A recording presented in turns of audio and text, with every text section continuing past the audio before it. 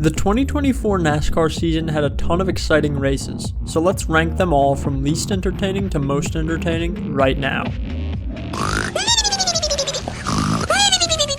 Dover unfortunately has become one of the most boring tracks in NASCAR since the Gen 7 car was introduced.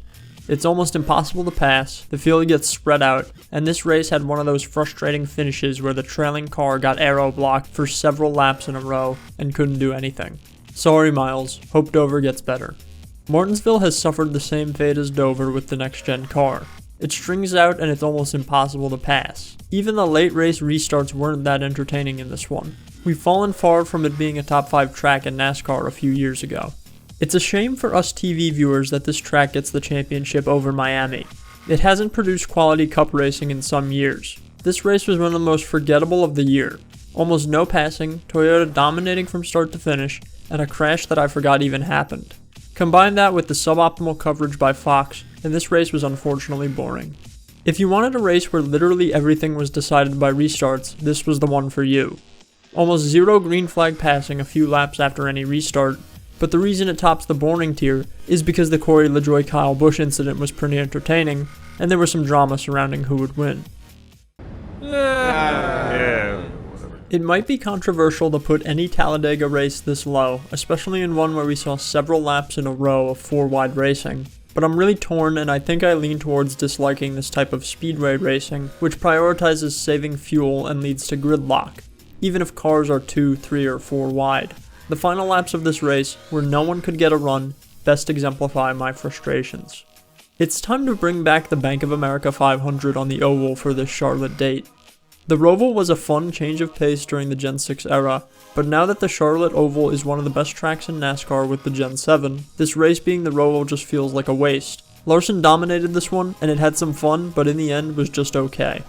These next 2 races mostly fell down this low on the list because of their frustrating finishes. The Daytona 500 will never be bad or boring because it's the Daytona 500, but the end under caution as soon as they took the white flag was such a buzzkill that it soured a lot of the fun from the race. Superspeedway races are most fun when there's a run to the checkers, and the higher rate of crashes over the past years has robbed us of these classic moments, especially in the 500. This race had a ton of fun in it, from Larson trying to fly in to run the double to the dogfight for the win. Unfortunately, all people will remember from this race was it being called early because of humidity. If it wasn't for the weather and the odd call from NASCAR, I think this might have been one of the best races of the year, but as it stood, it felt incomplete. Bristol has been my favorite track ever since I started watching NASCAR, and this was the first Bristol race I can remember not being a huge fan of. The lack of tire wear was a big problem, and the Gen 7 cars being so equal really reduces the amount of lap traffic for the leaders to work through, which is what used to make Bristol so good. Not to mention there was no competition for the win in this one. But still, it's Bristol, it's hard to be bad. Exalta paint is good, and whoa, NASCAR. Like many Richmond races over the past decade, this one was not a barn burner from start to finish, but did have a nice final few laps. Denny Hamlin jumping the restart and not getting caught while the Fox production completely missed the race-deciding restart was a disaster. But Denny admitting he cheated was funny enough to bump this up a tier, not gonna lie. The end of this one was so bad, it's good. This was a pretty solid race, at least for Phoenix standards. Of course, it's always going to be really hard to pass once it strings out, but the restarts were pretty thrilling, be it Reddick's aggressive moves or Joey Logano's 5th to 1st championship-winning passes. Despite the dirty aerodynamics in the closing laps, it truly felt like Blaney had a shot unlike Larson at Dover, so this finish definitely helped bump this one up to good tier. It feels like NASCAR shouldn't race here because the track is clearly not made for them. Between the track limits, turn 1 chaos, and unnecessarily wide pavement, it shouldn't work. But this was the second COTA race in the past 3 years that was an all-around good time. I have no complaints, especially with the battle between Byron and Bell for the win. Sonoma has been on its back foot for some years now in NASCAR. A lot of races here are just plain and don't have much drama. This was a much-needed good race for the track, with a nice 3-way battle for the win thanks to differing pit strategies. Comers and goers, differing strategy, and an upset winner at the end of it all. This was one of the better Texas races since the reconfiguration, but that doesn't say a ton. A bit of a simplistic race, but Las Vegas has been a good track for racing consistently as of late. This was another solid event, especially with the battles between Kyle Larson and Tyler Reddick through the later stages. Atlanta, since its reconfiguration, has been consistently good. This race was slightly held back by a little bit of stagnation similar to other drafting races this year, but had a very memorable moment with Larson's huge wreck. I still think this one should be a night race though. There were two big moments that made this race very memorable despite the rest of the race being average. The first was when Kyle Larson spun and took out Kyle Busch, and the second was when Ryan Blaney ran out of gas on the final lap and gave Austin Cindric a huge upset win. Gateway has been sneakily good since being added to the schedule. This is one of the best Michigan races I've seen since I started watching the sport.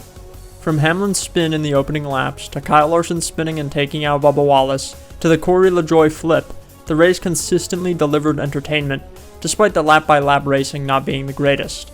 It was punctuated by a nice final restart too. This has to be one of the most controversial races of the year. If you looked at only the first 200 laps, this race would go in the okay tier at best. But in the final laps, the drama crescendoed. Hamlin was catching Chastain, and it was setting up for a great finish. Then Cindric spun, and crashes and running out of fuel ensued for an extra 31 overtime laps. Some will say this was too many restarts. I say it was not enough. This might not be a popular pick because New Hampshire is widely disliked, but I thought this race was thrilling. Everything that happened after the weather delay, with cars running every single line on the track on the wet weather tires, was incredible. I really hope we get more wet weather races like this one in the future. The Chicago street race was unbelievable in 2023, but in 2024, due to weather and other factors, it wasn't as fantastic. Still, it was very entertaining. This track works perfect for NASCAR-sized cars. The wet tires versus dry tires dynamic was really fun to watch, and it was nice to see Bowman back in victory lane after his injuries in 2022 and 2023.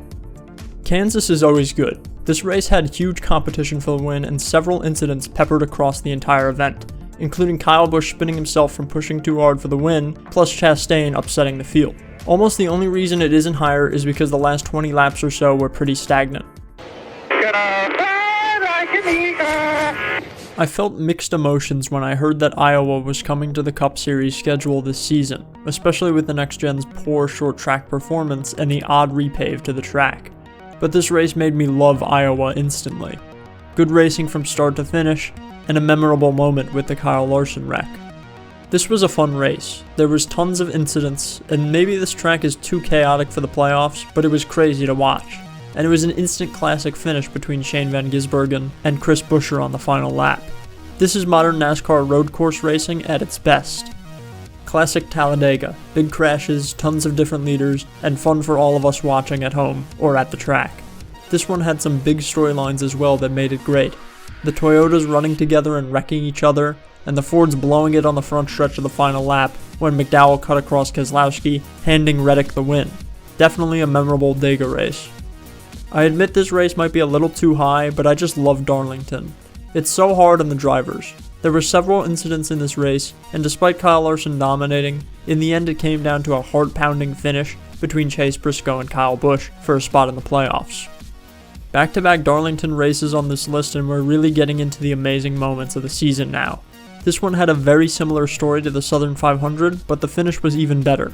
A three-way fight between Reddick, Buescher, and Keselowski, which ended in heartbreak for the first two drivers, and a huge winless streak snapped for Big Bad Brad. Probably one of the best Richmond races in the last decade. The option tires worked to make this race significantly more dramatic than it would have been otherwise. The finish would have been naturally exciting under green, with Austin Dillon passing Hamlin to take the lead from nowhere, but the craziness on the final restart made this race instantly unforgettable.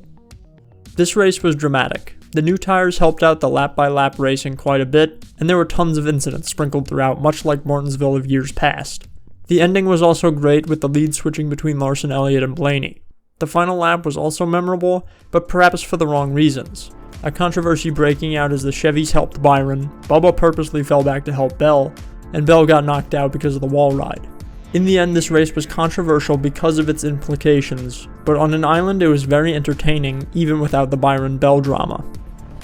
This race is a classic example of why differing pit strategies make things thrilling. Everything pointed to this race being a comfortable win for Christopher Bell, but Joey Logano's offset strategy to pull a race win out of thin air, a week after he thought he was eliminated from the playoffs but was put back in, was one of the most remarkable moments of the entire season, and had me on the edge of my seat through and through.